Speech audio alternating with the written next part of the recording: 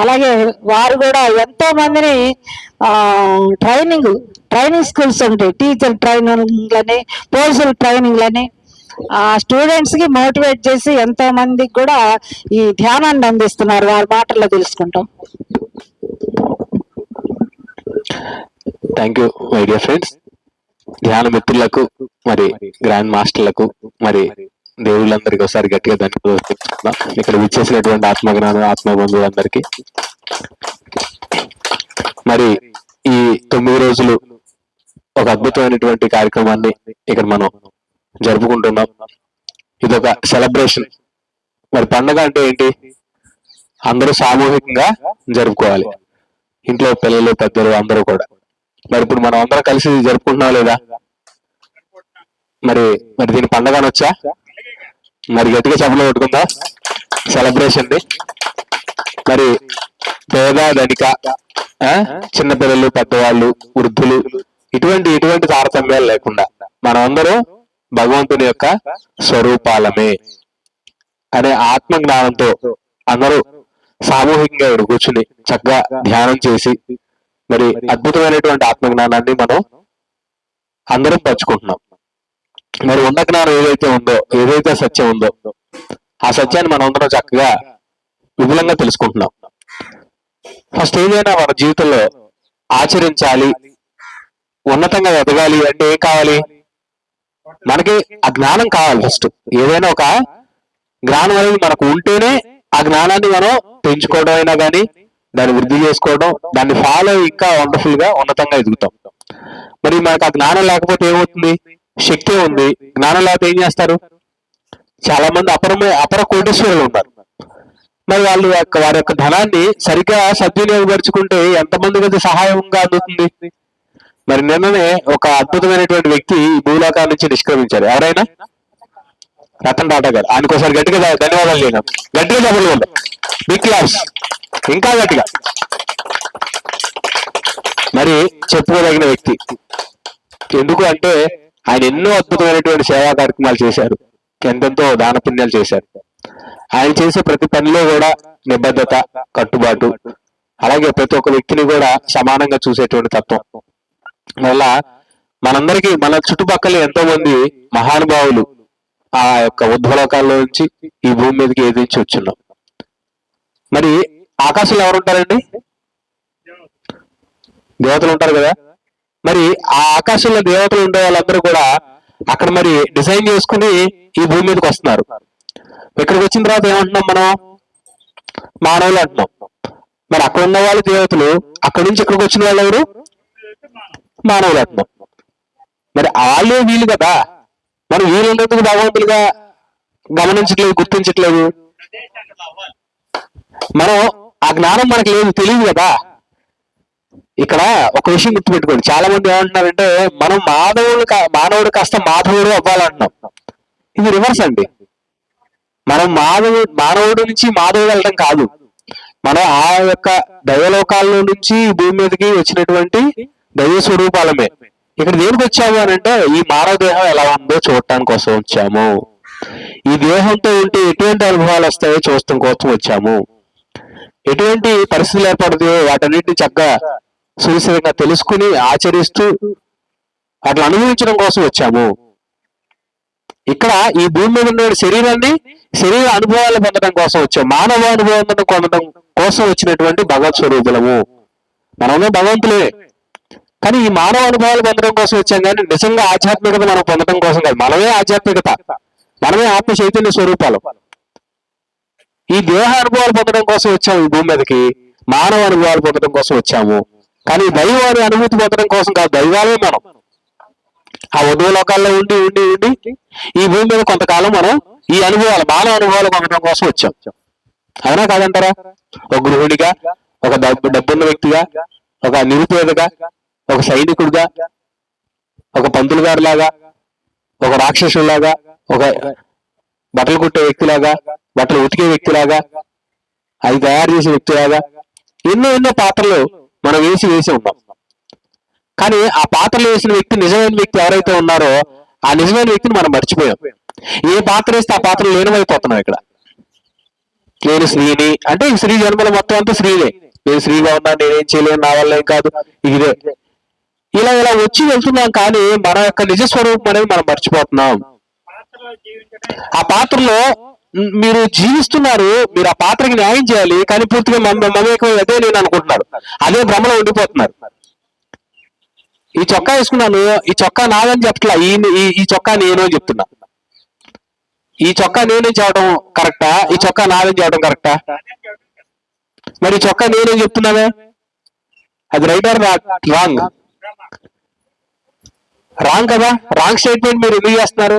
నేను స్త్రీని అనుకోవడం రాంగ్ స్టేట్మెంట్, నేను ఒక పురుషుడిని అనుకోవడం రాంగ్ స్టేట్మెంట్, నేను ఒక చైతన్యాన్ని అనుకోవడం రైట్ స్టేట్మెంట్. నేను ఒక చైతన్యాన్ని, నేను ఒక శక్తిని. ఈ దేహాలు ఈ రోజు ఉన్నాను, ఈ దేహాలు రాకముందు ఎక్కడ ఉన్నాను? అవధూ లోకాల్లో ఉన్నా. మరి ఈ దేహ అనంతరం ఎక్కడ ఉంటాను? అవధూ లోకాల్లో ఉంటాను. వచ్చిన వ్యక్తి ఎక్కడికి వెళ్తున్నారు? మరి వచ్చిన చోటికి వెళ్తున్నాడు. వాళ్ళ యొక్క జ్ఞాన పరిధి ఎంత ఉంటే ఆ లోకాల్లో ఉంటున్నారు ఆయన. మళ్ళీ తిరిగి మళ్ళీ అనుభవ జ్ఞానం పొందడానికి ఈ భూమి మీదకి వస్తున్నాడు. పునరపి జననం, పునరపి మరణం. మరి ఎంతమంది యోగులు వచ్చి చెప్పిన్నారు కదా, జరిగేదేదో కదా. మనం ఎందుకు ఆ వాస్తవాన్ని మర్చిపోతున్నాం? ఎప్పుడు ఎల్లప్పుడు సదా ఎరుకతో ఏమని ఉండాలి? నేను దైవాన్ని, నేను శక్తిని. నా యొక్క ఆలోచన ఏ విధంగా ఉంటే ఆ విధంగా వెళ్తుంది. నేను ఇటువైపు చూస్తున్నాను, నాకు ఈ వస్తువే కనబడుతుంది. అబ్బాయి ఎంత అద్భుతంగా ఉంది బుద్ధుడి బొమ్మ, ఎక్కడి నుంచి తెచ్చారో, చాలా బాగుంది. నేను దీన్నే చూస్తున్నా, దీని గురించే నాకు తెలుసు. నేను ఎటువైపు చూస్తే అటే తెలుస్తుంది. మన ధ్యాస ఎటువైపు ఉంటే మన జీవితంలో అదే కనపడుతుంది. మీ జ్ఞానాన్ని బట్టి మీరు చూడబడేది ఉంటుంది. యామతి సా గతిర్భవతి. నీ మైండ్ లో ఎలా ఉందో నీ గతి కూడా అలాగే ఉంటుంది. ఇక్కడ మరి నవరాత్రుల పేరుతో అమ్మవార్ల గురించి ఎంత అద్భుతంగా నివేదిస్తున్నామో, హరికథ, బుర్రకథ, కథా కాలక్షేపం, ఇవన్నీ ఎందుకు వచ్చినాయంటే మీరు సర్వసామాన్యమైనటువంటి మీ జీవితంలో మీరు ఆ బౌండరీస్ లోనే ఉంటున్నారు సుమా. అందులో నుంచి ఈ హరి గురించి చెప్పేది అది ఒక హరికథ కాలక్షేపం అని మీ పాటల రూపంలో, పద్యాల రూపంలో, కథల రూపంలో, పిట్టకథల రూపంలో, చిన్నప్పటి నుంచి చిన్నప్పుడు పుట్టి పెరిగిన దగ్గర నుంచి కూడా మన పెద్దలు ఆచారాల పేరుతో, వ్యవహారాల పేరుతో ఎన్నో విధాలుగా ఆధ్యాత్మికతని మనకి కొంచెం అన్నా అలవరిద్దాం, చిన్న చిన్నగా స్పూన్ ఫీడింగ్ ఇద్దాం అనే ఉద్దేశంతోనే ఈ భక్తి మార్గం కానివ్వండి, ఈ జ్ఞాన మార్గం కానివ్వండి, ఈ పూజలు, భజనలు, స్తోత్రాలు, జపాలు, ధ్యానాలు, ఇవన్నీ కూడా నువ్వు ఎక్కడి నుంచి వచ్చావు, మూలం నువ్వు తెలుసుకోవాలి. ఆ మూల విరాట్ నువ్వే తెలుసుకోవాలి. ఆ భగవంతుడు నువ్వే తెలుసుకోవడం కోసమే ఈ ఆచారాల్లో ఉన్నటువంటి అంతరార్థాలు. ఆ భగవంతుడు నువ్వే, నిన్ను నువ్వు దర్శించు, నిన్ను నువ్వు సరిగ్గా తెలుసుకో, నీ యొక్క తత్వాన్ని నిజంగా నువ్వు తెలుసుకో.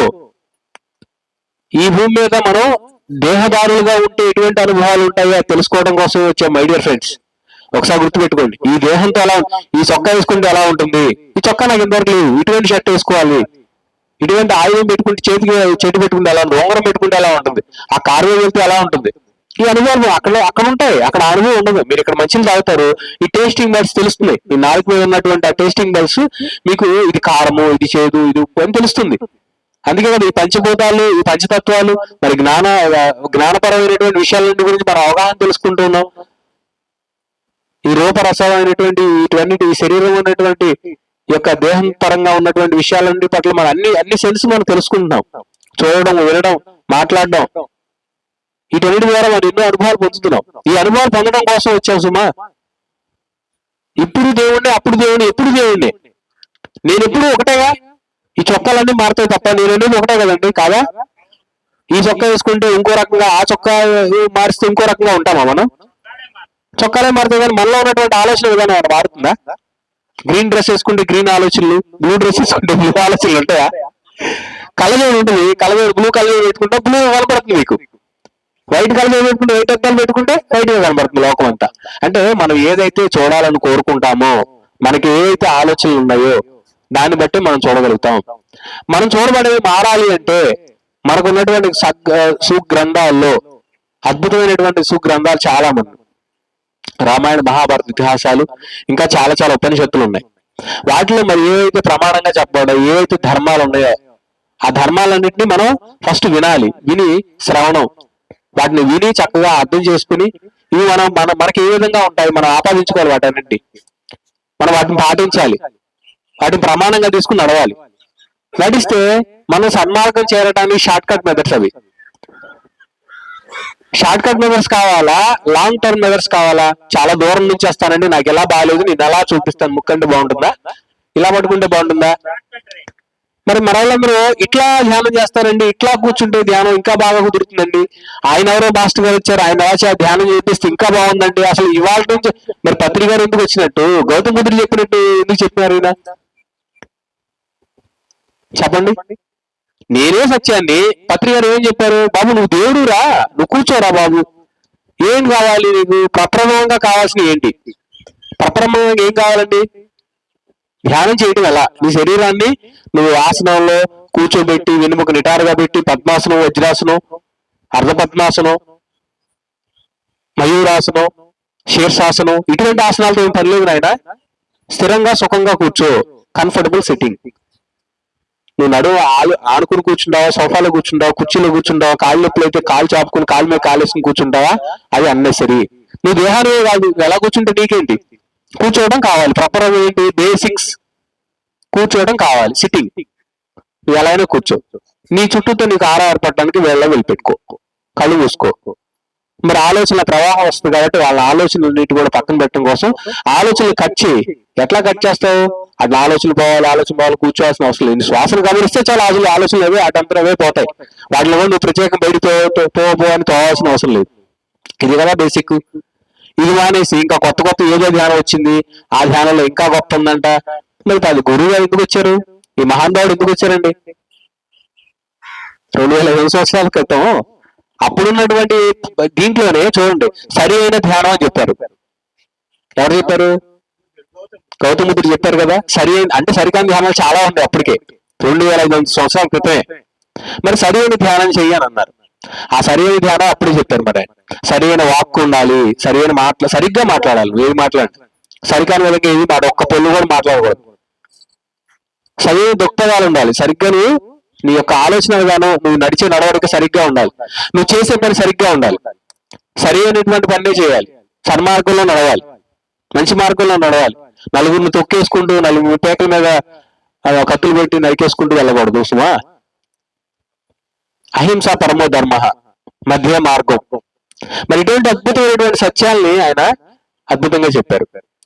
మరి ఆయన అంతా శోధన చేసి, సాధన చేసి, మరి ఆయన సామ్రాజ్యాన్ని సైతం వదిలేసి, మరి ఆయన ఒక సన్యాసిగా బయటకు వచ్చి మరి ఎంత అద్భుతమైనటువంటి యోగ జీవితాన్ని జీవించారు. ఏది జరిగితే అది, ఏ పండు జరిగితే ఆ పండు తిని, మరి ఆ గురువు దగ్గర ఉపచారాలు చేసి, ఎంతో కష్టం శ్రమించి 6 సంవత్సరాలు మరి ఫ్యామిలీని వదిలేసి, పిల్లల్ని వదిలేసి, సామ్రాజ్యాన్ని వదిలేసి, అన్ని వదిలేసి వచ్చారు ఆయన బయటికి. ఎవరు? నేను దేనికోసం వచ్చాడు? 3 విషయాల గురించి వచ్చాడు. దేని గురించి వచ్చారండి? దుఃఖం ఎందుకు వస్తుంది? బాధలు. ఫస్ట్ ప్రతి ఒక్క వ్యక్తి బాధపడుతున్నాడు. ఎందుకు బాధపడుతున్నాడు? ఎందుకు దుఃఖంగా ఉన్నాడు? దుఃఖం ఎందుకు వస్తుంది? అసలు మానవుడు ఎందుకు దుఃఖంగా ఉంటున్నాడు? కష్టాలు ఎందుకు వస్తున్నాయి? మరణం ఎందుకు వస్తుంది? వీటన్నిటి గురించి తెలుసుకోవాలి. ప్రతి ఒక్క వ్యక్తికి ఆరోగ్యంగా, ఆనందంగా, సర్వసుఖాలతో అద్భుతంగా ఉండడం కోసమే కదా ఈ భూమి మీదకి వచ్చింది. మరి ఇలా ఎందుకుంటున్నాడని ఆ దుఃఖ నివారణోపాయం కోసం ఆయన బయటకు వచ్చాడు. ఆయన కోసం ఆయన అలా సమాజం గురించి ఆయన ఎంతో రీసెర్చ్ చేయాలనుకున్నారు. వీళ్ళు ఎందుకు ఇలా ఉన్నారని ఆశ్చర్యం వేసింది ఫస్ట్ టైం ఆయన అభివృద్ధి చూసాలకి. కాబట్టి అలా బయటకు వచ్చిన వ్యక్తి మరి ఎన్నో చేసి అద్భుతమైనటువంటి ధ్యాన పద్ధతిని మన మానవ ప్రపంచానికి అందించాడు. మరి ఈ రోజు రకరకాల ధ్యానాల పేరుతో ఏం చేస్తున్నారు? మనం వెళ్ళిపోతున్నారు. PSSM మనం ఒక అద్భుతమైనటువంటి పిరమిడ్ స్పిరిచువల్ సొసైటీస్ మూవ్మెంట్ అనే దాన్ని మరి బ్రహ్మర్షి పత్రిజీ గారు అద్భుతంగా, మరి ఆ యొక్క ఆనందుడే, ఆయన ప్రియ శిష్యుడు ఆనందుడే మరి ఈ యొక్క జన్మలో, ఆ గత 6 జన్మలుగా ఆయన అద్భుతమైనటువంటి జ్ఞానభాండాగారాన్ని తెలుసుకుని మళ్ళీ అందరికీ ప్రచారం చేస్తూ పత్రి గారు ఈ 6వ జన్మని ఇంకా నానయ్యాన్ని క్లారిటీగా చెప్పి, ఈ యొక్క ఆఖరి జన్మగా ఆయన తెలుసుకుని శ్వాస మీద ధ్యాస, ఆనాపానసతి ధ్యానం అని ఆయన నేర్పించి వెళ్తే, మరి ఈ రోజు ఏం ధ్యానం చేస్తారు కొంతమంది? ఇప్పటికైనా ఎవరికైనా ఉంటే ఆలోచన తీసేయండి, సరి అయిన ధ్యానం చేయండి. మనం చేసేది సరి అయిన ధ్యానం. గుర్తుపెట్టుకోండి మై డియర్ ఫ్రెండ్స్. నీ యొక్క కర్మలు ఎలా దగ్ధం చేసుకోగలుగుతావు? గట్టిగా చెప్పలు కొట్టుకున్నావా? సరి అయిన ధ్యానం. మరి సరి అయిన ధ్యానం చేస్తున్నావా లేదా? మనం చేస్తున్నా లేదా? చేస్తున్న అందరూ గట్టిగా చెప్పలు కొట్టాలి. ధ్యానం క్లాస్ జరిగేటప్పుడు ఎవరు కూడా మెడిటేషన్ లోకి వెళ్ళొద్దు. ఇంకా గట్టిగా మన సరి అయిన ధ్యానానికి ఒకసారి గట్టిగా చెప్పలు కొట్టుకుంటాం. అర్థమైందా ఫ్రెండ్స్? సో సరి అయినటువంటి ధ్యానాన్ని మనం ఆచరిస్తున్నాం, సన్మార్గంలోనే ఉన్నాము. ఆ గౌతమ బుద్ధుడు ఏదైతే మనకు ప్రబోధించాడో ఆ విధంగా మనది బుద్ధ సాంప్రదాయం. అంటే ఇదేదో ఒక ధర్మము, మళ్ళీ ఇది ఒక మతం అని అనుకోవద్దు. అంటే ఆయన చెప్పిన విషయాలనే మనం కూలంకషంగా మరి పాటిస్తూ ఉన్నాం. మనం అందరం ఆ బుద్ధుడు ఉన్నటువంటి కాలంలో ఉన్న వాళ్ళమే. అర్థమైందండి? సో అప్పటి నుంచి ఎన్నో జన్మలుగా ఇంకా ఈ కూడబెట్టుకోవడం, మేడం గారు అన్నారు చెప్పినట్టు, ఇంకా ఇల్లు తెప్పించుకోవడం, ఇంకా డబ్బులు సంపాదించడం, మన వాళ్ళకి ముదిలిన వాళ్ళకి బంగారం, మురుకులు, ఆ వజ్రాలు, వడ్రాణాలు ఇవన్నీ ఇంకా దాచి వాటికి ఇచ్చి చూపించి చేసి చెందొచ్చాము. వీటన్నిటి సంపాదించడం కోసం అక్కడ ఉన్నావు. ఆ సంపాదించి వెళ్ళిపోతావు. సంపాదన దేనికోసం? నువ్వు తృప్తిగా ఉండడం కోసం. నీకు ఎంత కావాలో అంత సంపాదించుకో, నువ్వు దాంట్లో హ్యాపీగా ఉండు. నువ్వు కష్టపడి సంపాదించిందంటే అద్భుతంగా ఎంజాయ్ చేయి, సెలబ్రేషన్ చేసుకో. ఉన్న దాంట్లో సంతృప్తిగా ఉండడం అనేది మనకు అలవాడాలి. యోగులంతా అదే చెప్పారు. నువ్వు ఏదైతే ఉందో, నీ దగ్గర ఏదైతే శక్తి ఉందో, ఏదైతే జ్ఞానం ఉందో, నీ దగ్గర ఏదైతే ఉందో దాంతో నువ్వు సంతృప్తి చెందాలి. లేని దాన్ని కావాలని కోరుకుంటావు, ఉన్నదాన్ని యాక్సెప్ట్ చేయలేవు. కొత్తది ఏదో కావాలి, అది నీకు క్షణాల్లో అయిపోవాలి. ఇలా చూపిస్తే అలా మాయలు మాత్రమే అవుతాయి. ఫ్రాడ్ చేసేవాళ్ళు మాత్రం నీకు అలా చేయగలుగుతారు. అరచేతిలో వైగుణం చూపిస్తారు. ఇదో నాయన ఇంకేముంది నీ జన్మలో, అది నువ్వు ఇది, నువ్వు తోపు, నువ్వు తెలుగు గొప్ప, నువ్వే గ్రేటు, నీకంటే ఇంకో గొప్పవాడు ఎవరు లేడు.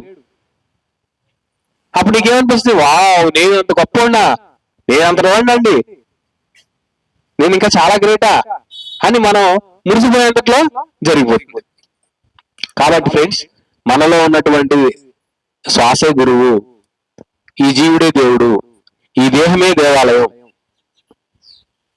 మరి ఎంత సాధన చేస్తే, ఎంత సహనం ఉంటే ఎంత ప్రగతిని పొందుతావు, ఎంత ఓర్పుగా ఉంటే ఎంత నేర్చుకుంటావు.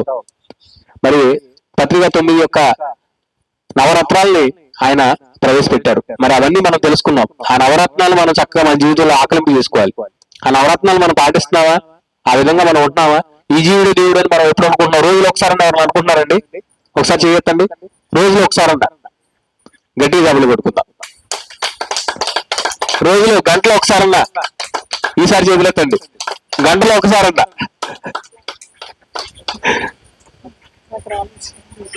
అక్కడ దాకా రావాలి స్వామీజీ, అక్కడ దాకా రావాలి. మనం మీ ఏ పని చేస్తున్నా, నేను దేహాన్ని కాదు సుమా, నేను చేసేది చైతన్యమే, శక్తే నేను. ఇందుకు కలడు అందు లేడు అందు సందేహం వాళ్ళు ఎన్నందు వెతికినా అన్నందే కలడు. నేను గాలి నన్ను ఏం చేయలేదు, అస్త్రాలు ఛేదించలేదు, అగ్ని దహింపజాలదు, నీరు తడుపుగాలదు, శస్త్రాలు ఛేదించలేవు. ఎవరయ్యా నువ్వు అంటే గుణాకేశ, నేను ఆత్మని, చైతన్య అంటే శక్తిని, నన్ను ఏ అస్త్రాలు ఏమి చేయలేవు, నేను అదే ఉన్నాను. నా ఈ దేహాన్ని సైతం అలా మార్చుకోగలను. మరి ఒక రామ్తా గారు మార్చుకున్నారు, మరి మహావతార్ బాలాజీ గారు మార్చుకున్నారు, ఆంజనేయ స్వామి మార్చుకున్నారు. నీ యొక్క సంకల్ప శక్తి ఏ విధంగా ఉంటే ఆ విధంగా వెళ్తుంది. ఒక గన్ను తీసుకుని, ఒక బాణం తీసుకుని ఇటువైపు వేస్తే అటువైపు వెళ్తుంది. అర్జునుడు బాణం చూసి సరిగా కొట్టవా, చెట్టు మీద ఉన్నటువంటి చిలకని కొట్టవా అన్నాడు. ఏం కనపడుతుందా నీకంటే ఆ కన్నే కనపడుతుంది స్వామీజీ అన్నాడు. నీకేం కనపడుతుంది అంటే ఈగలు కనపడుతుంది, తోగలు కనపడుతుంది, నాకు ఆకులన్నీ కనపడుతుంది స్వామీజీ అంటారు. సరే నువ్వు పక్క జరిగినా నువ్వు కొట్టంటాడు. సో నీ టార్గెట్ నీకు ఏం కావాలో అదే కావాలి. నీ జీవితం ఎలా ఉండాలి? ఒక యోగిలాగా నేను జీవించాలి, నాకు బ్రహ్మజ్ఞానం కావాలి, నాకు ఈ మోకాళ్ళు నొప్పి స్వామీజీ, నాకు మోకాళ్ళ తగ్గిపోవాలని జీవితంలో నువ్వు మోకాళ్ళకి తగ్గించుకుంటావు.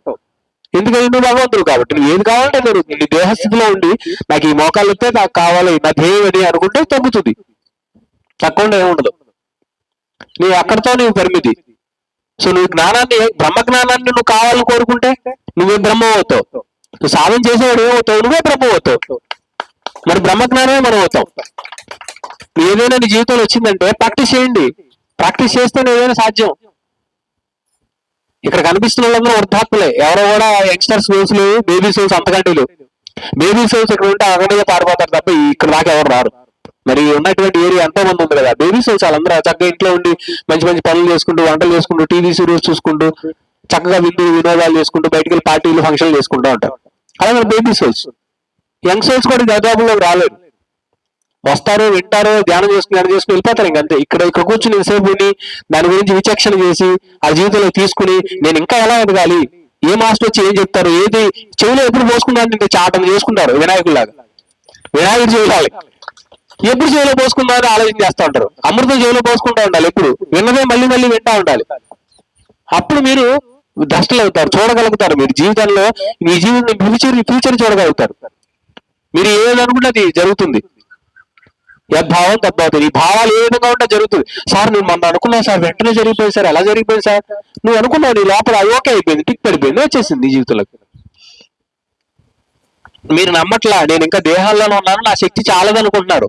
నాకు ఇంకేదో శక్తి పాతం కావాలి, ఎవరో దేవుడు నాకు శక్తులు ఇవ్వాలి, ఈ 9 రోజుల్లో ఇంకా వేరే ఎవరో శక్తులు వస్తాయి, ఆ శక్తులు నాకు ఇస్తాయి. నువ్వే ఆ యొక్క అన్నపూర్ణవి, నువ్వే ఆ కాళికా అమ్మవారి, నువ్వే ఆ దుర్గాదేవి, నువ్వే ఆ సర్వ ప్రాణికోటిలో ఉన్నటువంటి సమస్తమైనటువంటి పూర్ణాత్మ చైతన్యమే నువ్వు.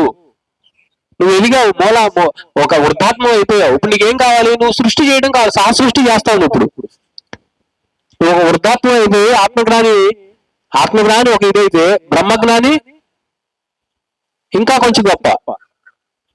బ్రహ్మజ్ఞానాన్ని తెలుసుకుంటే నువ్వు సృష్టికర్త అవుతావు, అన్ని లోకాల్లో ఉన్నటువంటి జ్ఞానం తెలుసుకుంటావు. నువ్వు ఆత్మజ్ఞానం అయితే నీ యొక్క ఆత్మ గురించి తెలుస్తుంది. బ్రహ్మజ్ఞానం అంటే ఇక అన్ని లోకాల గురించి తెలుస్తుంది. అప్పుడు ఇంకో సృష్టి చేయడానికి అవకాశం ఉంటుంది. చిన్నపిల్లలుగా ఉన్నప్పుడు ఏం తెలుస్తుంది? వాడికి ఆ దేహ స్థితి తెలుస్తుంది. పెద్దవాళ్ళు అయిన తర్వాత ఒక స్థితి ఉంటుంది. నువ్వు తండ్రి అయిపోయి పిల్లలు వచ్చిన తర్వాత నీ జీవితంలోకి ఏమవుతావు? నువ్వు ఒక సృష్టికర్త అయిపోయావు. నీ ద్వారా సృష్టి జరుగుతుంది మ్యారేజ్ అయిన తర్వాత. అట్లాగే ఏంటంటే మనం కూడా సృష్టికర్తలమే. మనం ఏది కావాలంటే మన జీవితంలో సృష్టించుకుంటాం. నీ జీవితం బాగోలేదా, నువ్వు సృష్టించుకో, అద్భుతంగా సృష్టించుకో. ఏది బాగుందో జీవితం చూడు. ఒక మేడం ఉన్నారు, విజయలక్ష్మి మేడం, ఇప్పటికి ఇంకా 70 సంవత్సరాలు, నేను ఇప్పటికి ఇంకా యంగ్స్టర్ అంటున్నారు. గట్టిగా గమనం పెడుతున్నా మేడం గారికి. ఇక్కడ ఈ ఒక అంగిలేడి మేడం గారు, పార్వతి అమ్మ. ఇట్లా ప్రతి ఒక్కరు గొప్ప గొప్ప వాళ్ళే, మన వాళ్ళందరూ గొప్ప గొప్ప వాళ్ళు. పత్రిసారి వచ్చి మన నిన్న మేడం ఉన్నారు, మేడం పేరు మనం విజయవాడ క్లాస్కి వచ్చారు కదా, వసుమతి గారు. మరి ఆవిడ చూస్తే ప్రతి ఒక్క వ్యక్తికి ఎన్నో అనుభవాలు ఉంటాయి. చూడండి, ఏదైనా సాధించగలరు. మరి ఈ ఏజ్ లో యాక్చువల్లీ కూర్చుని 60 సంవత్సరాలు వచ్చిందంటే నాకు రిటైర్మెంట్. మీ విజయవాడ సిటీలో చూడండి, సిటీలో వాళ్ళు ఏంటి నడవటానికి చాలా కష్టపడతారండి నిజంగా. ఆ అమ్మగారు ఎంత నిన్న వచ్చిన దగ్గర నుంచి ఏది కావాలంటే మాస్టర్లు వచ్చారంటే మాస్టర్లు ఏం చేసి పెట్టాలి, ఏదో చేసి పెట్టాలి. వాళ్ళకి ఆవిడకి అంత ఆనందం. ఎవరిని వస్తే చూస్తే ఆవిడకి అంత హ్యాపీనెస్. ప్రతి వ్యక్తిలో ఎంత నాలెడ్జ్ ఉంటుంది మై డియర్ ఫ్రెండ్స్. పత్రిక అదే అంట, ప్రతి ఒక్క వ్యక్తి దగ్గర నుంచి మీరు వెళ్ళి తెలుసుకోండి, నేర్చుకోండి. మన ఇంట్లో వాళ్ళ పట్ల మనం జాగ్రత్త చూపించాం. ఎందుకంటే మన ఇంటి కూరేమో చేదుగా ఉంటుంది, పొరుగింటి కూరేమో పొల్ల రుచి అంటారు. సో మన దగ్గర ఉన్నటువంటి మాస్టర్ని మనం గుర్తించాం. ఎవరో మాస్టర్ వచ్చి చెప్తే వాళ్ళు గొప్పగా 100 మంది 200 మంది వచ్చేస్తారు. మన వాళ్ళ క్లాస్ అంటే ఎవరు రారు ఇక్కడ. అది మన ఇండియన్స్కే కాదు, ఎవరికైనా ఉంటుంది. కానీ మన దగ్గర ఉన్నటువంటి జ్ఞానం, ఈ రోజు ఈ మాస్టర్ ఇక్కడ లేకపోతే మీరు రేపు తెలుసుకోలేరు. సమయం చాలా విలువైంది. ఈ రోజు ఇక్కడ ఉన్నటువంటి మాస్టర్ యొక్క విలువ తెలుసుకోలేకపోతే రేపు నీ మాస్టర్ ఉండరు. ఈయన చెప్పుకుంటూ వెళ్ళిపోతాడు. ఈయన అది నువ్వు వినవు, నీకు అవసరం లేదు. రేపు తెలుసుకోవాలంటే నువ్వు ఎక్కడికో వెళ్ళి తెలుసుకోవాలి. అది చాలా ఇంపార్టెంట్, తెలుసా, చాలా ఇంపార్టెంట్. ఇప్పుడు మనం ఇక్కడ ఉన్నటువంటి విద్యను నువ్వు తెలుసుకోకపోతే రేపు ఎక్కడికో వెళ్ళి ఏం తెలుసుకుంటావు? నీ కళ్ళ ముందు ఉన్నదాన్ని నువ్వు చూడలేకపోతే ప్రపంచాన్ని వస్తావు. నీ ముందే ఉంది, అది నువ్వు చూడట్లా, నీకు అవసరం లేదు. అది ఆ జ్ఞానాన్ని నువ్వు తెలుసుకోవాలి. ఎప్పుడైతే మనం చూస్తామో, మనం సరిగ్గా చూడటం తెలుసుకుంటామో, సరిగ్గా వినటం తెలుసుకుంటామో, సరిగ్గా మాట్లాడటం తెలుసుకుంటామో, ప్రాక్టీస్ చేయాలి. మీరు తెలుసుకున్న జ్ఞానం విన్నంతనే పోతుంది. మీరు ఎప్పటికప్పుడు ప్రాక్టీస్ చేయాలి. మీ స్కూల్లో వాళ్ళు ఇన్ని వస్తున్నారు, హోంవర్క్ చేయమని ఇచ్చారు, హోంవర్క్ చేయకపోతే మీరు మర్చిపోతారు. మళ్ళీ ఈ వారం రోజులు సెలవులు, పిల్లలు చూడండి, మీరు హోంవర్క్ చేయించలేదు అనుకోండి, ఈ 9 రోజులు 10 రోజులు సెలవులు ఇచ్చారు. మీరు స్కూల్ నుంచి వచ్చేటప్పుడు ఆ పుస్తకాలు అక్కడ పడేసి ఇంట్లో మీ ఊర్లన్నీ, ఆ ఊర్లు ఈ ఊర్లన్నీ మీకు సెలవులు వచ్చినాయని 9 రోజులు తిప్పేసిన తర్వాత మళ్ళీ చివరాకు రోజు ఏం చేస్తాడు? వాడికి ఆ స్కూల్లో చెప్పిన సబ్జెక్ట్ ఏం గుర్తుండదు. ఈ 9 రోజుల తర్వాత హోంవర్క్ చేయరా అంటే 2 రోజులు సెలవులు పెట్టుకుంటా కానీ హోంవర్క్ అవ్వదు నువ్వు చెప్పు అంటాడు. స్కూల్కి వెళ్ళడానికి భయపడతాడు. ఎండాకాల సెలవుల్లో అంతే. ఆడు మళ్ళీ నువ్వు చదివింది ఏంట్రా, నువ్వు 5th క్లాస్ చదివాక దాని లెసన్స్ చెప్పరా అంటే చెప్పలేవు. ఆ 3 నెలలు 2 నెలలు వాడు చక్కగా ఎంజాయ్ చేస్తాడు, అది మర్చిపోతాడు. ఎప్పుడు మర్చిపోకూడదు మై డియర్ ఫ్రెండ్స్. నీ యొక్క తత్వాన్ని ఎప్పుడు కూడా నేను చైతన్యాన్ని అని ఒక స్పృహలో ఉండాలి. ధ్యానం యొక్క ఉన్నతమైనటువంటి స్థితి ఏంటి అని అంటే మీరు ఎప్పుడు హ్యాపీగా నిత్యం ఆనంద స్థితిలో ఉంటారు. ఇంకోటి ఏంటంటే మీరు ఎప్పుడు ఎరుకతో ఉంటారు. ఏ క్షణంలో అయినా కానీ ఎరుకతో వర్తమానంలో జీవిస్తుంటారు. మిమ్మల్ని మీరు ఎప్పుడు గమనిస్తూనే ఉంటారు. మీ పట్ల ఎప్పుడు నిఘా కెమెరాలు మిమ్మల్ని గమనిస్తూనే ఉంటారు. నువ్వు కాలేలో వేసావు, నువ్వు ఎలా వాళ్ళందరి ముందు నువ్వు ఎలా కాలేసుకుని కూర్చుంటావు, నీ యొక్క అంతరాత్మ ఎప్పుడు చెప్తూనే ఉంటుంది. వాళ్ళ దగ్గర కొంచెం మర్యాదగా ఉండాలి, వాళ్ళ దగ్గర సరిగ్గా మాట్లాడాలి. బ్యాక్గ్రౌండ్ చెప్తూనే ఉంటుంది. నీ బిహేవియర్ ఎలా ఉండకూడదు, ఎలా ఉంచుకోవాలి, వాళ్ళ పట్ల అహంకారంతో ఉండకూడదు, ప్రతి ఒక్క వ్యక్తితో ప్రేమగా మాట్లాడాలి. నీకు ఇండియన్ మెసేజ్ నీకు వస్తూ ఉంటాయి. నువ్వు ఎప్పుడు సరిగా మాట్లాడటం, సరిగా ఆలోచించడం, నువ్వు ఎక్కువ చైతన్యాన్ని నువ్వు ఎప్పుడైతే గమనిస్తూ ఉంటావో ఆ చైతన్యం వీరైపోతారు. మీకేం కావాలి? ఇప్పుడు మొన్న సినిమాలో చూసాం, మన రీసెంట్ గా ఏ సినిమా చూసాం? ఆ చూడు, ఆ గంగ అలా ఆ సోళ్ళు అలా వచ్చేసి చంద్రముఖి ఏమైపోతుందంటే ఆ చూసి చూసి చూసి అది చంద్రముఖిలాగా అయిపోతుంది. ఇప్పుడు మనం ఏమనుకోవాలి? నాలో నిజంగా శక్తి ఉందా లేదా, చైతన్యం ఉందా లేదా, నేను ఒక ఆత్మనా కాదా? ఇది సత్యమని ఒప్పుకుంటారు అందరూ? ఎవరు సమాధానం చెప్పట్లా. చైతన్యం కదా, గట్టి సభలు కొట్టనైతే అంటే ఆ చైతన్యాన్ని నేనని ఎప్పుడు మీరు స్పృహతో ఉండి మీరు ఏ పని చేసినా గానీ మిమ్మల్ని ఉన్నతంగా తీసుకెళ్లేటువంటి మార్గం అదే. నేను ఆత్మ అనేది ఒక ఎరుక అనేది ధ్యానంలో ఉన్నతమైన స్థితి ఏంటి అని అంటే, ధ్యానంలో నువ్వు శూన్యం అయిపోతావు. ఏదున్నా ఏ లేకపోయినా కలిమిలేముల్లోనూ, కష్ట సుఖాల్లోనూ, లాభ నష్టాల్లోనూ, మాన అవమానాల్లోనూ అన్నింటిలో కూడా సమదృష్టిలో ఉంటావు, మధ్య మార్గంలో ఉంటావు. ఎవరు ఏం చెప్పినా కానీ ఓకేనాయనా అంటావు. ఆ సమస్థితి అనేది వచ్చేస్తుంది. నీకు జాలి ఉంటుంది, ఎప్పుడు ఆనందం ఉంటుంది, నిత్య ఆనందంగా ఉంటావు. నువ్వు నిత్యం ఆనందమే, ఏమున్నా ఆనందం, ఏది లేకుండా ఆనందమే, కన్నింటినీ సమానంగా చూస్తావు. ఇంకోటి అవేర్ గా ఉంటావు, ఎప్పుడు అవేర్నెస్ తో ఉంటావు, నిత్యం అవేర్నెస్ తో ఉంటావు. సో అలా మనం ఎప్పుడు కూడా ఆనందంగా, ఆరోగ్యంగా, అద్భుతంగా ఉండడం అనేది మనం ఈ భూమి మీదకి వచ్చింది మానవులుగా జీవించడం కోసమే వచ్చాము. దైవ పదార్థంగా ఉన్నాము. ఆ దైవాన్ని ఎప్పుడు మనం స్ఫురణలో ఉంచుకోవాలి. నేనే ఆ దైవాన్ని అనే ఒక ఆనందంతో ఉండాలి. ఎప్పుడు ఏది కావాలంటే అది సంప్రాప్తించుకోగలవు. నీ దేహాన్ని ఏ విధంగా మార్చుకోవాలంటే, నాకు అనారోగ్యం ఉంది, నాకు ఇబ్బంది ఉంది, నాకు సఫర్ ఉంది అని అనుకున్నంతలో ఈ అనారోగ్యం ఇంకా రెట్టింపు అవుతూ ఉంటుంది. అట్లా మనం ఏది కావాలంటే అది సంప్రాప్తించుకోగలం. మన జీవిత ధ్యేయం అదే. 5 minutes. కాబట్టి మనం నిత్యం ఆరోగ్యంగా, ఆనందంగా ఉండాలి అంటే మన జీవితంలో ఉన్నటువంటి విషయాలన్నీ తెలుసుకున్నాం. కాబట్టి ఆ విధంగా మనం ముందుకెళ్ళాలి. ఇప్పుడు మరి ఈ నవరాత్రుల్లో తెలుసుకున్నటువంటి విషయాలన్నీ కూడా పునశ్చరణ చేసుకుని మన జీవితంలో గొప్పగా ఎదగడం కోసం మనం ఉపయోగించుకుందాం. మరి ఆధ్యాత్మిక జ్ఞానాన్ని మరి ఇంతటిగా అద్భుతమైనటువంటి ఏర్పాట్లన్నీ చేసినట్టు ఇక్కడ విజయలక్ష్మి మేడం గారికి, మరి మెక్కబా పిరమిడ్ మనకు అందరికి అద్భుతంగా అందించారు ఆ విజయలక్ష్మి గారికి ఒకసారి గట్టిగా ధన్యవాదాలు తెలియజేసుకుందాం. మరి మనకు ఉన్నటువంటి ఇక్కడ ఒకటి పోతేనే ఇంకోటి వస్తున్నారంటారు. మన జీవితంలో ఎన్నెన్నో జరుగుతూ ఉంటాయి, కానీ ఇక్కడ ఒక అద్భుతమైనటువంటి అవకాశం, ప్రకృతిలో కూర్చుని చక్కగా పిరమిడ్ లో మనం ధ్యానం చేసుకునే భాగ్యం కలిగింది. ప్రకృతిలో కూర్చుని చక్కగా ఆ పక్షుల యొక్క కిలకిల రావాలతో ఆనందంగా ధ్యానం చేసుకుంటున్నాం, సంతోషంగా ఉన్నాం, అద్భుతంగా ఉన్నాం. మరి మన ఇంతకు మించినటువంటి వైభవం ఏదైనా ఉంది అని అంటే ధ్యానంలో జీవితం రావడం వల్ల. లేదా మీ ఇంట్లో మీరు మేడం గారు అన్నట్టు ఇందాడు ఎక్కడ వాళ్ళు అక్కడే ఉండేవాళ్ళు. ఇంత జ్ఞానాన్ని, ఇంత చైతన్యాన్ని, శక్తిని పొందేటువంటి మహద్భాగ్యం దొరికేది కాదు. ఆ జన్మల్లో ఎక్కడో చేసుకున్నాం కాబట్టి ఆయన ఉన్నటువంటి కాలంలో ఈ రోజు మనకి భాగ్యం దొరికింది. కానీ దీన్ని ఇక్కడితో మనం సంతృప్తి చెందకుండా ఇంకొంచెం మనం ఉన్నతంగా ఎదగడం కోసం మనం ప్రయత్నం చేయాలి. ధ్యానాన్ని కొంచెం విరివిగా చేయండి, బుక్స్ చదవండి, మంచి అద్భుతమైనటువంటి పుస్తకాలను చదవండి. ఎటువంటి మాస్టర్లు వచ్చినప్పుడు మీ డౌట్లు ఉన్నట్లని తెలుసుకుని దాన్ని ఇంకొంచెం వెళ్ళండి ముందుకి. తర్వాత పౌర్ణమి అమావాస్య రోజుల్లో అద్భుతంగా ధ్యానం చేయండి. ఓకేనా? Thank you so much. నా అటువంటి అవకాశాన్ని ఇచ్చినటువంటి గురువులకు, పెద్దలకు థ్యాంక్ యూ సో మచ్.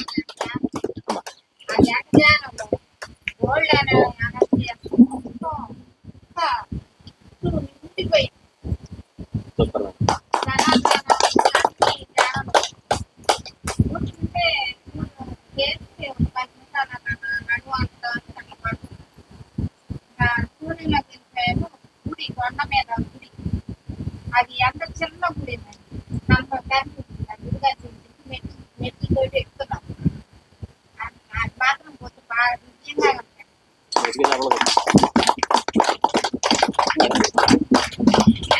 ముందుగా బ్రహ్మశ్రీ పితామహ పత్రిజీకి ధన్యవాదాలు చెప్పుకుందాము. మరి ఇక్కడ వచ్చిన ఆత్మబంధువులందరికీ కూడా ధన్యవాదాలు. నా పేరు సుజాత అండి. నేను పేరాల నుంచి వచ్చాను. నేను ధ్యానంలోకి 2010లో వచ్చాను. 2010లో తెలుసు ధ్యానము, కానీ శాకాహారిగా అవ్వలేదు. 2011లో మా వారు ధ్యానంలోకి వచ్చిన తర్వాత ఇద్దరము శాకాహారులుగా మారిపోయాము. మా పిల్లలతో సహా అందరం మారిపోయాం. ఎంతో అద్భుతంగా సాధన చేస్తూ ముందుకు వెళ్తూ ఉన్న ఈ ప్రయాణంలో 2012లో పిరమిడ్ కట్టాము. మరి అక్కడ కూడా ధ్యానం బాగా జరుగుతూ ఉన్న సమయంలో ఆ పిరమిడ్ ని, ఆ ఇంటిని వదిలేయాల్సి వచ్చింది. ఎందుకు ప్రతి చోట చెప్తానండి ఈ అనుభవం. ఎందుకంటే ఎంతో నేను నేర్చుకున్నాను అక్కడ. ఎక్కడికి వెళ్ళినా ఈ అనుభవం చెప్తా. ఆ పిరమిడ్ వదులుకోవాల్సి వచ్చిందని ఎంతో బాధపడ్డా నేను, ఎంతో ఇష్టంగా. ప్రతి ఒక్కరి దగ్గరికి వెళ్ళి డొనేషన్ అడిగి, డబ్బులు అడిగి తెచ్చి ఆ పిరమిడ్ కడితే దాన్ని వదులుకోవాల్సి వచ్చింది. మరి ఎంతో అద్భుతం క్లాస్ జరుగుతున్నా అక్కడ. మరి అలాంటి పిరమిడ్ ని వదులుకుంటారు ఎవరైనా? వదులుకోరు. ఎంతో బాధేసేది నాకైతే. కానీ ఇంకేదో ఉంది, ఇంకేదో సృష్టి ఇవ్వటానికి సిద్ధంగా ఉంది అని ఒక్కసారి అనిపించింది. అనిపించిన వెంటనే దాన్ని వదిలేశాను. ఇంక ఇది నాది కాదు, నేచర్ కి చెప్పాను. నేచరే చూసుకుంటుంది. కొనుక్కునే వాళ్ళు దాన్ని ఉంచినా తీసేసినా నాకు సంబంధం లేదు, ఇంకా నేచరే చూసుకోవాలి అని ఒక్క థాట్ రిలీజ్ చేసి ఆ పిరమిడ్ లో ధ్యానం చేసి బయటికి రావడం జరిగింది. మరి వచ్చిన తర్వాత కూడా అందరూ అన్నారు, పిరమిడ్ కట్టారు, దాన్ని వదిలేశారు, ఇల్లు కూడా వదిలేసి బయటకు వచ్చారు, ఎన్నో మాటలు. కానీ ఎక్కడ ధ్యానాన్ని వదల్లా. ఇంకా ధ్యానం ఎక్కువ చేశా, సాధన ఎక్కువ చేసి మళ్ళా ఏదైతే నేను వదులుకోవాల్సి వచ్చిందో మళ్ళా దాన్ని కట్టుకోవాలి, మళ్ళీ దాన్ని నిర్మించుకోవాలి అని ఒక సంకల్పంతో ధ్యానం చేయటం జరిగింది. మరి ఆ ధ్యానం చేయటము, పత్రిజీ చీరాలకు రావటము, పత్రిజీని కలవటము జరిగిందంతా చెప్పడము. మరి చెప్పిన తర్వాత మరలా మేము పిరమిడ్ కట్టుకోవాలంటున్నాం గురుదేవ, ఇల్లు కట్టుకొని పిరమిడ్ కట్టాలి, ఆ పిరమిడ్ ద్వారా అక్కడంతా ధ్యానమయం కావాలి, శాకాహారమయం కావాలని గురుదేవుకి నేను చెప్పడము. నేను చెప్పేదాకా నా చేయి వదలలే, నా కళ్ళలో చూస్తే నా గురువు అసలు నా చేయి వదలలా నేను చెప్పేదాకా. నేను చెప్పడం అయిపోయిన తర్వాత ఓకే అన్నారు. ఆ గురువు ఓకే అనడం తర్వాత మేము ఇల్లు కట్టుకోవడము, మళ్ళా అద్భుతమైన పిరమిడ్. ఆ పిరమిడ్ కట్టడానికి కూడా మూల స్తంభం విజయలక్ష్మి మేడం గారు. ఎందుకు అంటే ₹1 లేదు చేతిలో, కానీ ఒక గొప్ప యోగి మాకు చెప్పారు, తను అనుభవం చెప్పారు. తన పిరమిడ్ కట్టేటప్పుడు తన దగ్గర ₹1 కూడా లేదు అని, కానీ స్టార్ట్ చేయండి, స్టార్ట్ చేస్తే నేచర్ చూసుకుంటుంది అని ఇంటికి వచ్చి ఎంతో సపోర్ట్ గా ధైర్యం ఇచ్చి మమ్మల్ని ముందుకు నడిపించారు. మరి అలా దానికోసం ధ్యానం చేశాము, డబ్బులు లేకపోయినా కానీ ముందు మొదలు పెట్టాలని ధ్యానం చేశాము. ధ్యానం చేసిన తర్వాత స్ట్రెచ్చర్ వేయటం జరిగింది. స్ట్రెచ్చర్ వేసిన వెంటనే మేము మా వారి నుండి మేడం దగ్గరికి వచ్చాము, విజయలక్ష్మి మేడం దగ్గరికి. మేడం ఇలా స్ట్రెచ్చర్ వేసాము, పిరమిడ్ స్టార్ట్ చేయాలనుకుంటున్నాము, మీ సపోర్ట్ చేయండి మాకు అని అంటే, మేడము ఏది ఇచ్చినా కానీ ఒక బాధ్యతగా తీసుకుంటారు. అది చిన్న పనైనా పెద్ద పనైనా సరే తన బాధ్యతగా తీసుకుని అది పూర్తి అయ్యేంత వరకు బాధ్యతగా ఉంటారు. మరి ఆ పిరమిడ్ రావడానికి మెయిన్ కారణం ఈ జాండ్రబాట్ నుంచి మాకు 90,000 దాకా వచ్చింది. మేడం అందరి దగ్గర డొనేషన్ తీసుకొని ఇచ్చారు. మరి కృష్ణకుమారి ఆంటీ గారు 50,000 ఇచ్చారు. అసలు ఆమెడెవరో నాకు తెలియదు అప్పటిదాకా. కానీ ఎంత గ్రేట్ అంటే ఆ పిరమిడ్ ఎంత అద్భుతంగా 2 నెలల్లో పిరమిడ్ పూర్తయిపోయింది. కానీ వర్క్ ఇంకా స్టార్ట్ అవ్వలేదు. అక్కడ పిరమిడ్ అయితే కట్టాము, ధ్యానం చేస్తున్నాము, ప్రచారానికి వెళ్తున్నాం, ర్యాలీలు వెళ్తున్నాం, అన్నిటికీ వెళ్తున్నాం. కానీ భూమిపైకి మేము ఎందుకు వచ్చాం అన్నది ఆ వర్క్ ఇంకా స్టార్ట్ అవ్వలేదు, కానీ జరిగిపోతూ ఉంది. కానీ మేడం కూడా మళ్ళీ మా ఇంటికి వచ్చారు. ఈ మేడం వచ్చి చెప్పారు, మీరు మౌనంగా ఉండండి 21 రోజులు, మీరు ఇంకా భూమిపైన వచ్చిన పని స్టార్ట్ అవ్వలేదు అని చెప్పారు. అప్పుడు అనిపించింది, ఇంత ధ్యానం చేస్తున్నాం కదా, ధ్యాన ప్రచారం చేస్తున్నాం, ర్యాలీలు వెళ్తున్నాము, ఇన్ని చేస్తున్నాం, ఇంకా స్టార్ట్ అవ్వలేదు అన్నారని మళ్ళా ఒక డౌట్ వచ్చింది. కానీ మధుర వెళ్ళటం జరిగింది. మేము మధుర వెళ్ళినప్పుడు అక్కడ కృష్ణుడి చైతన్యంతో అనుసంధానం అవ్వడము, అక్కడ నాకు ఒక యోగి పరిచయం అవ్వడము, అతను చెప్పడము, అంటే 13 సంవత్సరాల ధ్యాన సాధన ఒక ఎత్తు. అప్పుడు దాకా ధ్యానం చేస్తూ ఉన్నాము, ప్రచారం చేస్తూ ఉన్నాం, క్లాసులు వింటూ ఉన్నాం. కానీ ఇంకా మన ఆత్మ ఎదుగుదలకి ఏదైతే అవసరమో జ్ఞానమో అది ఇంకా తెలుసుకోలేదు. పిరమిడ్ కట్టాము కానీ వర్క్ అయితే జరగట్లేదు. మా వరకు మేము ధ్యానం చేస్తున్నాం, బయటకు వెళ్ళి చెప్తూ ఉన్నా కానీ రావట్లేదు ఇంటి దగ్గర. ఎందుకు అంటే ఇక్కడ మన ఆత్మ ఇంకా ఎదగలేదు, ఎనర్జీస్తో లేదు. ఎంత ధ్యానం చేసినా కానీ ఆ లోతుల్లోకి వెళ్ళలేదు, బాహ్యమైన వాటిలో ఇంకా ఇరుక్కుపోయి కుటుంబంతో అన్నిటితో నాది నా వాళ్ళంట ఇరుక్కుపోయి అన్నిట్లో ఉండిపోయాం. కానీ అతని ఒక పరిచయము ఎంత మార్చిందంటే ప్రతి ఒక్కటి నాకు నేనే సాధన చేసుకోవడము, అతను చెప్పింది ప్రతి దాన్ని కూడా ఆచరణలో పెట్టుకోవడం. ఆ అనుభూతి అంటే ఎలా ఉంటది, ఆ హృదయంలో ఆ అనుభూతి ఎలా ఉంటది. ఒక మధుర వెళ్ళాము, ఆ శ్రీకృష్ణ పరమాత్మ చూస్తున్నాము, ఆ చూసినప్పుడు ఎలా ఉంటది, ఎంత అద్భుతమో కదా. నాకైతే ఎంత ఫీల్ అయ్యానో అసలు ఆ మధుర వెళ్ళినప్పుడు.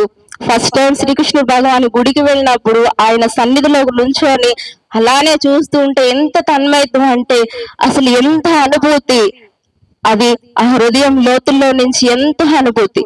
మరి అంతటి అనుభూతి ప్రతి దానిలో అని చెప్తున్నాడు, ప్రతి దాన్ని అనుభూతి చెందాలి. ఒక ఆహారం తిన్నా, ఒక నీళ్లు తాగినా, ఒక ధ్యానం చేసినా, ఒక బుక్ చదువుతూ ఉన్నా, ఒక అనుభవం వచ్చింది, దాన్ని మనం ఎలా స్వీకరిస్తున్నాము. ప్రతి దాన్ని కూడా ఆ అనుభూతి చెందటం, ప్రతిదీ కూడా మనలోనే ఉంది, ఎక్కడెక్కడికో వెళ్ళక్కర్లేదు. ఆ చెప్పే ప్రతి మాట కూడా గమనించటం మొదలు పెట్టాను, ఆచరణలో పెట్టడం మొదలు పెట్టాను. మరి ఎప్పుడైతే నేను ఆచరణలో పెట్టానో పిరమిడ్ దగ్గర వర్క్ స్టార్ట్ అయింది. మళ్ళీ పత్రిజీకి ఆ రోజు ఏదైతే నేను మాట అడిగానో, మాట ఇవ్వటం కూడా అడిగాను, ఆ పిరమిడ్ రావటం వల్ల అక్కడ మార్పు జరగాలి అని నేను అడిగాను. ఎందుకంటే అక్కడ ఇల్లు కట్టుకొని వెళ్ళిన తర్వాత చూస్తున్నా ఎంతో జీవహింస జరుగుతూ ఉంది. మరి అదంతా చూసిన తర్వాత పత్రిజీ నేను అడిగిన తర్వాత సరే అన్నారు గురువు గారు. మరి అది జరగాలి కదా. మరి వర్క్ స్టార్ట్ అయింది. మరి అక్కడ ప్రచారం చేయడము, ఆ పిరమిడ్ దగ్గర మరి అందరూ ధ్యానులుగా మారడము, శాకాహారులుగా కూడా మారారు. ఎంతో అద్భుతం కదా. శాకాహారులుగా మారారు. మరి ప్రతి ఇంట్లో ధ్యానం పెట్టించుకుంటున్నారు, ప్రతి ఇంట్లో. మొన్న నవరాత్రులకైతే ఒకళ్ళ ఇంట్లో ధ్యానం చేయించాము, అందరం కలిసి. ఇట్లా నవరాత్రులు కదా, అమ్మలందరినీ కూడా ఆహ్వానించి ధ్యానం చేపిస్తే ధ్యానమే వాళ్ళు చెప్తున్నారు వాళ్ళ అనుభవం. అక్కడ కూర్చున్న ప్రతి ఒక్కరు ఒక్కొక్క రూపంలో అమ్మవారిలో కూర్చొని ఉన్నారంట ధ్యానంలో. ఒక మేడం చెప్తుంది, కొత్త వాళ్ళే మళ్ళీ. ఎంత అద్భుతం కదా. అసలు వాళ్ళ అనుభవాలు వింటూ ఉంటే ఎంత అద్భుతంగా. అనారోగ్యం పోగొట్టుకున్నారు, వాళ్ళ కుటుంబ సమస్యలు తీరుతున్నాయి. పత్రిజీ ఎంత అద్భుతమైన ధ్యానం మనందరికి ఇచ్చారంటే అది ఎంత వెలకట్టలేనిదన్నమాట. మరి ఈ రోజు ఇంత అద్భుతంగా ప్రచారం జరగడం, ఆ పిరమిడ్ దగ్గర ధ్యానం జరుగుతూ ఉంది. అలానే ప్రతి ఆదివారం కూడా శాకాహార ర్యాలీ పెడుతున్నాము. ఎందుకు అంటే మేము ప్రకృతి వ్యాలీ దగ్గర పాదయాత్రకు వెళ్ళడం జరిగింది. 2 వారాలు ఉన్నాము. అక్కడ చూశాను నేను, అక్కడ వర్క్ ఏం చేశామనేది నేను చూడటం జరిగింది. ప్రతి ఇంటికి వెళ్ళి పాంప్లెట్ ఇచ్చి శాకాహారం గురించి చెప్పడము, మాంసం తినొద్దని చెప్పడము, ఎందుకు తినకూడదు దానికి వివరంగా చెప్పడం, శాకాహారం ఎందుకు తినాలి, ధ్యానం ఎందుకు చేయాలి, ప్రతి ఒక్కరికి అలా చెప్తూ ఉన్నప్పుడు వాళ్ళు చక్కగా వింటున్నారు. మా తెలియదు అంటున్నారు, ఇప్పుడు దాకా మాకు ఇలా ఎవరు చెప్పలేదు, మీరు చెప్పినంత విధంగా మాకు ఎవ్వరూ చెప్పలేదు, ఈ నుంచి మేము తినము అన్నారు. అప్పుడు వచ్చింది నాకు అక్కడ ఆలోచన, ఈ పని మనం ఎందుకు మన ఇంటి దగ్గర చేయకూడదు. అక్కడే ప్రకృతి వాళ్ళు వచ్చింది. ఇంటి చేస్తాం చక్కగా మా ఇంటి దగ్గర కొత్త వాళ్ళందరూ కూడా వస్తారు. నాతో మళ్ళీ సరస్వతి వాళ్ళు ఉన్నారు, వాళ్ళందరూ వస్తారు. మేమందరం కలిసి చక్కగా 1 గంట ధ్యానం చేస్తాం. ప్రతి ఆదివారము 1 గంట శాకాహార ర్యాలీ చేస్తున్నాం. ప్రతి సందు వెళ్తాము, ప్రతి ఇంటికి వెళ్తాము, పాంప్లెట్ ఇస్తాము, చెప్తున్నాం. అందరూ చక్కగా రిసీవ్ చేసుకుంటున్నారు, ఎక్కడా వ్యతిరేకం లేదు. 1 అడుగు మనం ముందుకు వేస్తే చాలు, నేచరు మాస్టర్స్ అందరూ కూడా మనం నడిపించడానికి సిద్ధంగా ఉన్నారు. మనం ఎరుకతో ఎప్పుడైతే దాన్ని గమనిస్తామో మనం ఎదుగుతూ ఉంటాము. ఇదే నేను నేర్చుకున్నాను. నాకు ఈ అవకాశం ఇచ్చినందుకు ధన్యవాదాలు మాస్టర్. ఇందాక అలీఖాన్ గారు సంకల్పం చెప్పారు కదా, సంకల్పాల్లో మహాసంకల్పం అంటారు చూసారా, అలాంటి సంకల్పం చేసిన రోజు నాకు చెప్పింది అనమాట. ఇట్లా ఇంటింటికి వెళ్ళి ఒక గ్రూపుగా కలిసి, అంటే తిరగటం వేరు, ర్యాలీ చేస్తూ తిరగటం బజార్ల వరకే, ప్రతి గడపకి ఇలా అందిస్తాము అని చెప్పింది. చాలా అద్భుతం అని చెప్పాను. స్టార్ట్ చేశారు 2 వారాలు అయిపోయింది. మరి ఎంతో గ్రేట్ వర్క్. ప్రతి ఒక్కరు కూడా మరి పత్రిజీ గారు ఏదైతే చెప్పారో అది ఆచరణలో పెట్టి చూపెడుతున్నారు. మరి కొత్తగా వచ్చిన వాళ్ళు, ఇంకా ముందుకు రాలేని వాళ్ళు కూడా ఈ విధంగా తయారవ్వాలని ఈ సందేశాలని కూడా మరి ఇంత అద్భుతంగా 9 రోజులు అటెండ్ అయ్యి చక్కగా ఈ జ్ఞానాన్ని తీసుకుంటూ అందరూ కూడా ఐకమత్యంగా ముందుకు తీసుకుపోతున్నందుకు మీ అందరికి కూడా ధన్యవాదాలు, కృతజ్ఞతలు. పిలిచిన వెంటనే వచ్చిన జ్ఞానదాతలకి, గెస్టులకి, అలాగే మరి ఈ ప్రాంతం అంతా కూడా ధ్యానమయం చేసిన శ్రీనివాసరావు గారు కూడా ఎన్నో పనులు ఉంటాయి. కానీ నేను మొదటి రోజు చెప్పినట్టుగానే 10 రోజులు ఎవరు అటెండ్ అవుతారో వాళ్ళకి ప్రజెంట్ వేస్తానని చెప్పారు.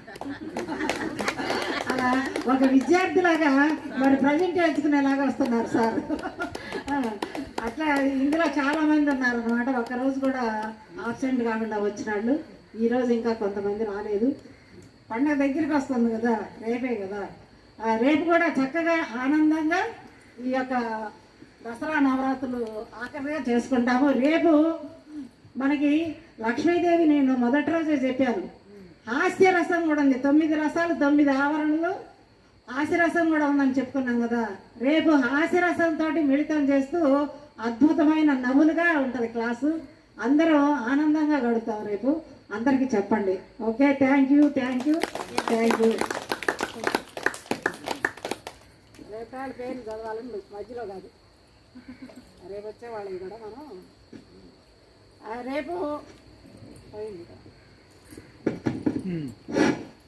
రేపు జ్ఞానదాతగా కళ్యాణ్ గారికి చెప్తాము. ఎందుకంటే మొదటి రోజు నేను తీసుకున్నాను. తర్వాత గౌరవ అతిథులుగా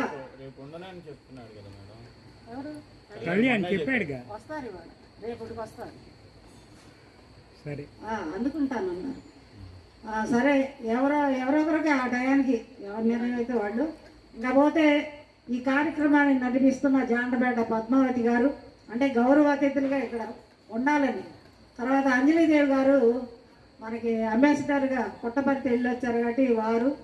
తర్వాత శివరామకృష్ణ గారు కూడా ముందు రోజుల్లో లేరు, అందుకని లాస్ట్ డే ఇచ్చాను వాళ్ళిద్దరు. అలాగే మనకి మల్లెల రాంబాబు, పోతురోజు ఇద్దరు అన్నల తమ్ముళ్ళలాగా తోటవారిపాలెం నుంచి ప్రతి క్లాసుకు కూడా అటెండ్ అవుతారు. చక్కగా వాళ్ళు కూడా 40 రోజుల క్లాసులు చాలా నిర్వహించారు అక్కడ. వాళ్ళని కూడా ఆహ్వానించుకుంటున్నాము. గీతా శర్మ గారు అంటే వాళ్ళకు కూడా రేపు ఇచ్చాను, కానీ వాళ్ళు హైదరాబాద్ వెళ్తానా ముందు రోజే ఇలా వెళ్తున్నాం అని చెప్పి వాళ్ళ పని పూర్తి చేశాము. ఇంకా పోతే వేటపాలెం పార్వతి గారు లేవాలి ఒకసారి. వేటపాలెంలో 4 స్తంభాలలాగా మేము ముందుకి ఎప్పుడు 2008లో బయలుదేరాం. నాగలక్ష్మి మేడం గారు, నేను, పార్వతి గారు, చంద్రకళ మేము అనుకున్నాము. అప్పుడులో 4 స్తంభాలలాగా 4 పక్కలకి క్లాసులకి వెళ్ళిపోయేవాళ్ళం. అసలు మధ్యలో పార్వతి గారు ఆగిపోయారు. ఒక్కొక్కరు ఆగిపోతా ఉన్నారు. ఒక స్తంభమే ఇప్పుడు తిరుగుతూ ఉంది. స్ట్రాంగ్ అనమాట. మరి మంచి మేడమ్స్ వాళ్ళు కూడా. కానీ ఇప్పుడు సేవలో మునిగిపోయారు. పార్వతి గారు మేడమ్స్ ఎవరు వచ్చినా వాళ్ళ ఇంట్లో దిగితే 2 రోజులు కానీ ఎంతైనా ఉంచుకొని చక్కగా వసతి అన్నీ కూడా చక్కగా చూసుకుంటున్నారు. అందుకని సార్ ఇప్పుడు చెప్పారు. వారికి కూడా ధన్యవాదాలు, కృతజ్ఞతలు. రేపు మాకు ఇక్కడ ఆశలు అవ్వాలి. నేను రాను అది ఏమనకుండా పిలిచిన వెంటనే రావాల్సిందిగా కోరుచున్నాము. Okay, thank you. పత్రిజీ గారికి నా నమస్కారాలు. ఇక్కడికి వచ్చిన శ్రీనివాస్ సార్ గారికి, విజయలక్ష్మి మేడం గారికి, ఆలీఖాన్ దంపతులకి, ఇక్కడికి వచ్చిన మాస్టర్లందరికీ, ఆత్మ బంధువులకి అందరికీ నా ప్రణామాలు, నమస్కారాలు. నేను ఫస్ట్ నుంచి నేను ధ్యానంలోకి రాకేద నుంచి కూడాను నాకు 2 కళ్ళు కనిపిస్తాయి. ఎందుకు కళ్ళు మూస్తే 2 కళ్ళు కనిపిస్తాయి. 2 కళ్ళు కూడా మాట కనపడుతున్నాయా? 2 కళ్ళు కనిపిస్తాయి. కళ్ళు మూస్తే చాలు 2 కళ్ళు ఒకటి కనపడి దగ్గరకల్లా వచ్చేసి ఇలా ఇలా ఇలా ఇలా వచ్చి ఇక్కడ దాకా వస్తుంది. అట్టాకి చూసి తర్వాత చూడలేక అలా మూసేసుకునేదాన్ని. అలా దగ్గర దాకా ప్రతిరోజు ఏ రోజైనా కూర్చో అట్లా 2 కళ్ళు కనపడతాయి. ఏంటో తెలిసేది కాదు, మరీ భయం వేసేది ఆ కళ్ళు చూస్తే. 2 కళ్ళు కూడా కాంతిగా ఉంటాయి, భలేగా మెరుస్తూ ఉంటాయి, కాంతిగా ఉంటాయి. ఆ కళ్ళను చూసి నేను భయపడతా ఉండేదాన్ని. ఆ కళ్ళు ఎందుకు అలా కనిపిస్తున్నాయో నాకు ఇప్పుడు కూడా తెలియదు. అప్పుడప్పుడు కనపడతా ఉంటాయి ఆ 2 కళ్ళు కూడాను. అట్లయితే నేను శాకాహారిగా నేను ఎవరూ చెప్పలేదు నేను శాకాహారి కావాలని, మాంసం తినకూడదని నాకు ఎవరూ చెప్పలేదు. నేను ధ్యానంలోకి రాకేదమే ఒక వ్యక్తి నాకు ధ్యానం గురించి, శాకాహారి గురించి, మాంసం తినకూడదని చెప్పిన వ్యక్తిని గురించి మీకు పరిచయం చేస్తున్నాను. ఆ వ్యక్తి ఎవరో నాకు ఇప్పుడు కూడా తెలియదు, పూర్తిగా ఎవరో కూడాను. అయినా కూడా మీకు పరిచయం చేస్తున్నాను. ఎవరిని ఆత్మస్వరూపుని పరిచయం చేస్తున్నాను.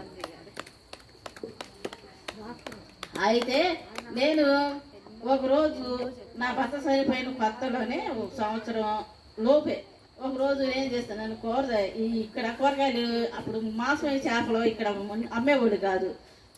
వెళ్తే జాండపేట వెళ్ళాలి, లేకపోతే ఏటపాలెం వెళ్ళాలి.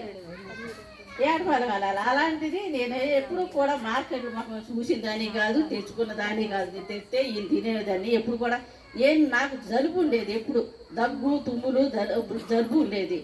అలాంటి దానికి నాకు మాంసం కానీ పులుసు కూరలు కానీ ఇట్లాంటి పడేవి కాదు. నేను తినేదాన్ని కదా, ఆయన తెచ్చుకునేవాడు, వండి పెట్టేదాన్ని. అలా జరిగిపోతుంది. ఎందుకు మరి నాకు తినాలని చెప్పి అప్పుడు బయలుదేరా. ఈ తలుపులన్నీ వేసేసి బయలుదేరాను. ఆ మధ్య తలుపు వేయబోతున్నాను. ఒక వ్యక్తి వచ్చాడు. ఒక వ్యక్తి వచ్చి ఇలా కర్ర తీసుకుని నిలబడ్డాడు. కర్ర తీసుకుని నిలబడితే తలుపు వేయిపోయి ఈ పక్కన నిలబడ్డాడు. ఇటు చూసి ఆ కాంతిగా ఉన్నాడు, ఒక కాంతి స్వరూపం, నీడ బాగా మనిషిలాగానే ఆకారం దాల్చాడు. ఎలా దాల్చాడంటే మహావతార్ బాబాజీ లహరి మాస్టర్కి అక్కడ గృహలో ధ్యానం చేసుకుని వచ్చినాక నీకు ఎప్పుడు పిలిస్తే అప్పుడు వస్తాను అని చెబుతాడు మహావతార్ బాబాజీ. ఎప్పుడు పిలిస్తే అప్పుడు వస్తానని చెప్పినప్పుడు తన స్నేహితుల దగ్గరికి వచ్చి నేను మహావతార్ బాబాజీని చూశాను, ఆయన ఎప్పుడు పిలిస్తే అప్పుడు వస్తానన్నాడు, కావాలంటే నమ్మకం కావాలంటే నేను పిలుస్తాను, మీరు రండి కూర్చొని ధ్యానం చేయండి అని చెప్పి లహరి మాస్టర్ చెబుతారు. ఆ ఇంట్లో కూర్చున్నప్పుడు మహావతార్ బాబాజీని పిలుస్తారు. పిలిచినప్పుడు మహావతార్ బాబాజీ ఒక కాంతి రూపంలో వస్తాడు, వచ్చి ఒక శరీరానికి దాలుస్తాడు. ఆ రూపంలో ఇక్కడ గాంధీ మహాత్ముడు నా కర్ర పట్టుకుని నిలబడ్డాడు. నా పక్కనే తలిపోయిపోయి ఎక్కడికి వెళ్తున్నావు అన్నాడు. ఇట్లా కూర తెచ్చుకుందామని వెళ్తున్నాను, ఏటపడం కానీ జాంటపాట కానీ ఎటు వెళ్ళాలో కూడా తెలియదు నాకు, ఇటు కానీ అటు కానీ వెళ్దాం అనుకుంటున్నాను సార్ అన్న. అంటేను చనిపోయిన శవాలను తీసుకొచ్చుకుని కడుపులో వేసుకుంటావా, అది నీకు అవసరమా? అది నీకు అవసరమా? అయినా మార్కెట్లు కానీ నీకేం పని? ఈ మార్కెట్కైనా ఆ మార్కెట్కైనా నీ మార్కెట్లు కానీ ఏం పని? నువ్వు నీ మాంసం కానీ వెయ్యి నీకు పడవు, నీ శరీరానికి సహకరించవు. మరి నువ్వు అలాంటప్పుడు అయ్యేందుకు తింటావు? చనిపోయే శవం ఎవరైనా తింటారా? బయట పారేస్తారు. మరి ఆ చనిపోయింది కదా తెచ్చుకుని నువ్వు తింటావా? నీ ఆరోగ్యం బాగోదు కదా, మరి ఎందుకు తింటున్నావు? అవి తినకూడదు. అప్పుడు దాకా నాకు ఎవరు చెప్పలేదు మాంసం తినకూడదని, చేపలు తినకూడదని, అసలు నీసు తినకూడదని ఎవరు చెప్పలేదు. అలాగే నాకు ఈ మహాత్మా గాంధీజీ నా పక్కన నిలబడి తడిపోయిపోకుండా నిలబడి చెప్పాడు. ఆ రోజు మహావతార్ బాబాజీ లహరి మాస్టర్కి ఎలా కనిపించారో ఈసారి అలా కనిపించారు. అనేక సందర్భాల్లో నాకు మహాత్మా గాంధీ రూపంలో వచ్చి చాలా సార్లు కనిపించాడు. నాకు ఇదిగా చాలా నేను ఉన్న పరిస్థితులను బట్టి నువ్వు ఈ పని చేయకూడదు, నువ్వు ఈ పని చేయకూడదు, నీకు ఈ పని కాదు, నువ్వు ఒక మార్గంలో ఉండాలి అని చెప్పి నన్ను ముందుకి చెడు మార్గంలోకి నడవకోకుండా మంచి మార్గంలోకి నడిపించారు. ఇలా నన్ను నేను తర్వాత చాలాసార్లు పరీక్ష చేశాను. ఎందుకు తినకూడదు, అసలు తినొద్దు అంటున్నాడు, ఎందుకు కారణం ఏంటి అని చాలాసార్లు చూస్తే భోజనాల కాడ చెయ్యి అడ్డం పెట్టేసేవాడు. అక్కడ చెయ్యి కూడా వచ్చేది. భోజనాల కాడ నా ప్లేట్ కాడకు వచ్చేసరికి ఆయన చెయ్యి అడ్డం పెట్టేసేవాడు, వేసేవాడు కాదు. పులుసు కానీ బైకులు కానీ, ఆ బైకులు నాకు నలగవు, కొళ్ళు లేవు, ఆ బైకులు నాకు నలగవు, నేను తినలేను. ఏం చేస్తాను, తీసి పక్కన పెట్టేస్తాను, పులుసు అయితే తింటాను. అప్పుడు పరిస్థితి అది. అయితే చెయ్యి అడ్డం పెట్టి చెయ్యి కూడా వచ్చేది, మనిషి కనపడి మన చెయ్యి ఇట్ట వచ్చేది. ఇలా జరుగుతుంది. నాకు తర్వాత జ్ఞానంలోకి వచ్చిన కానించి మాస్టర్లు అందరూ చెబుతుంటే ఓహో ఇదే సంగతే, ఇలా తినొద్దని నన్ను కలుషితం కాకుండా కాపాడాడు. అవును, నా జీవితంలో ఇది కూడా ఒక అద్భుతమే అని నేను అనుకున్నాను. అప్పటి నుంచి నేను తింటలేదు. ఒకరోజు నేను ఏడుస్తూ ఉంటే బాధపడుతుంటే ఒక మనిషి తీసుకొచ్చి ఇంతలా ఇంత ఉంది, ఇట్లా పట్టుకొచ్చాడు. ఒక రక్తం కారుతా ఉంది, ఇంతలా గుండె పట్టుకొచ్చాడు. పట్టుకొచ్చి ఇక్కడ నుంచున్నాడు. అదేమిటో తెలియదు, నేను అంతే చూస్తా ఉంటా. అదేమిటో తెలియదు నాకు, ఈ రోజుకి తెలియదు. ఎవరిని అడగల, నువ్వేంటయ్యా ఈ గుండె తీసుకొచ్చావని నేను అడగల. చూద్దామంటే ఒక సాక్షిలాగా చూడటమే నా వంతు. ఏదైనా మంచినా చెడైనా ఒక సాక్షిలాగా చూస్తున్నాను. అయితే ధన్యవాదాలు మీ అందరికీ. ఈ ధ్యాన కార్యక్రమాన్ని అద్భుతంగా ధ్యాన కార్యక్రమాలు జరుగుతున్నందుకు, ధ్యాన దసరా ఉత్సవాలు అద్భుతంగా జరుగుతున్నందుకు చాలా చాలా ధన్యవాదాలు. మీరు అందరూ వచ్చినందుకు, రేపు కూడా వచ్చి ఈ అద్భుతమైన కార్యక్రమాన్ని ముగించాలని కోరుకుంటున్నాను. ప్రతి ఒక్కరు కూడా జ్ఞానం విన్నంతసేపు వింటున్నారు. ప్రసాదాలు 5 నిమిషాలు లేట్ అయితే వెళ్ళిపోతున్నారు. పత్రి సార్ ఏం చెప్పారు? యజ్ఞ ప్రసాదం తీసుకొని వెళ్ళకూడదు, ఆస్వాదించదు, తినాలి ఇక్కడే అని చెప్పారు. అందరు తీసుకోండి, వాళ్ళ ప్రసాదాలు బాగున్నాయి.